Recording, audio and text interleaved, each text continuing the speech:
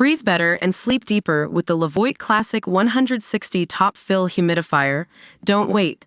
Check out the link in the video description to get your Levoit Top Fill Humidifier on Amazon today and enjoy a healthier, more comfortable home. Today, we're looking at a shocking attack in Iran that sent shockwaves through the country and beyond. TerrorWatch News has been following this story closely, and we've got all the details. We can confirm that two senior Iranian judges, Ali Razini and Mohammad Moghazeh, were killed in a shooting attack at the Supreme Court in Tehran on Saturday. The assailant, an unidentified armed man, immediately took his own life while attempting to flee the scene. This brazen act of violence is part of a disturbing trend we've been tracking: targeted shootings against Iranian officials. Iran has seen an alarming number of these attacks in recent years, and it's clear that they're not just random acts of violence, but rather they're carefully planned and executed.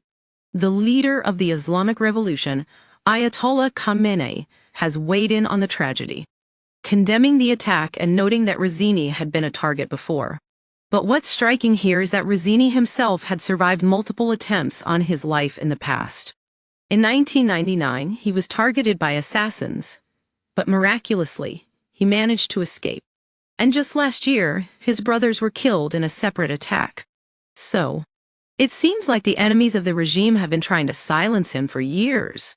TerrorWatch News can confirm that Razini and Moghazeh were both highly influential figures in Iran's judicial system, but their actions had also raised serious concerns about human rights abuses. The European Union, the UK, and the US have all imposed sanctions on them for their roles in suppressing peaceful protests and extrajudicial killings of political prisoners. Now, we've seen initial reports that the Iranian WANA news agency has labeled this attack as a terrorist act planned by foreign intelligence agencies. But what's interesting here is how Iran's government is responding to this attack. The prosecutor general has ordered a priority investigation, and the judiciary has launched an extensive probe to identify hypocritical groups. And get this, according to the judiciary spokesman, Asghar Jahangir, the assassinations are seen as a sign that the enemies of the regime have been humiliated by Iran's resistance. But let's not forget the victims here. Razini and Moghazeh were both men who had built their careers on power and influence, but they also left behind a legacy of fear and repression. Their actions had real-world consequences for ordinary Iranians who dared to speak out against the regime.